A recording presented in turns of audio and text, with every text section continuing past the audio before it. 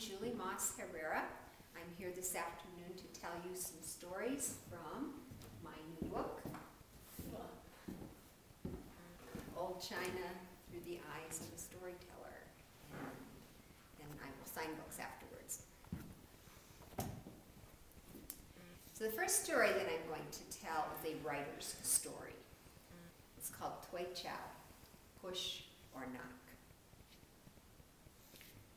Jia Dao, a poet from the Tang Dynasty, was on his way to the capital city, bouncing along on his donkey.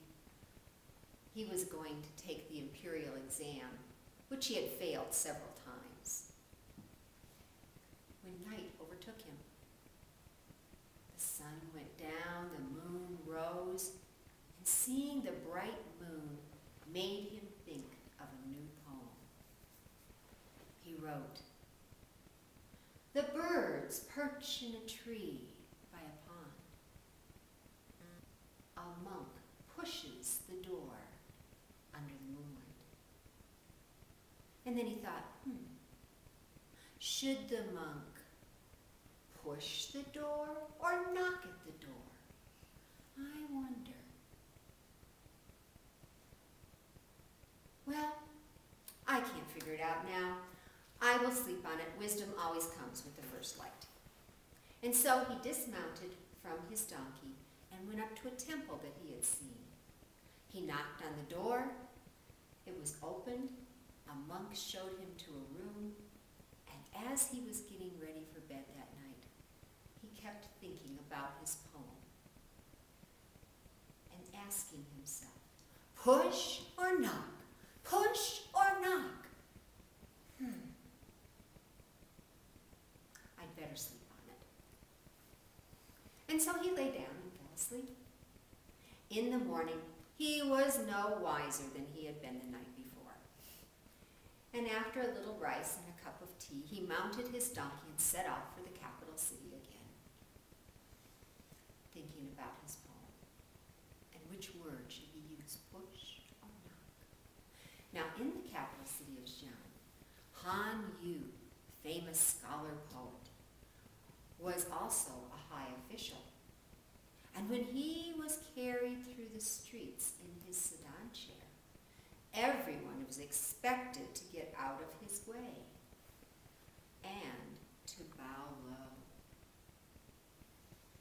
Well, on the day that Jia Dao entered the city, Han Yu was being carried through the streets of Xi'an. Jia Dao was bouncing along on his donkey, thinking of his poem, making his motions of pushing and knocking. Knock, push, push, knock, and not paying any attention to his surroundings. The people in the street were amused. But when he jostled Han Yu's carriers, they were not. They almost dropped the chair. And Han Yu was furious. His bodyguards rushed over and said, "You are under arrest!" Jia Dao looked around him to see what was going on, and then he pleaded, "Oh, please, please don't arrest me. I am so wrapped up in this new poem that I'm writing, I didn't see Han Yu. I'm sorry." But the guards took him over to Han Yu anyway. "Why were you flailing your arms about and not paying attention to where you were going?" "Oh, sir, I am having a wordy dilemma. The words push and knock are swimming about in my brain. I can't decide which word would be better for this new poem that I am writing. I was so caught up in it, I didn't see you. I'm sorry." Han Yu looked down at Jia Dao. "Well, recite the poem and perhaps I can help you." So Jia Dao recited, "A bird perched on the branch by a pond, and a monk knocks on the door in the moonlight. Or should you think Should the monk push the door open?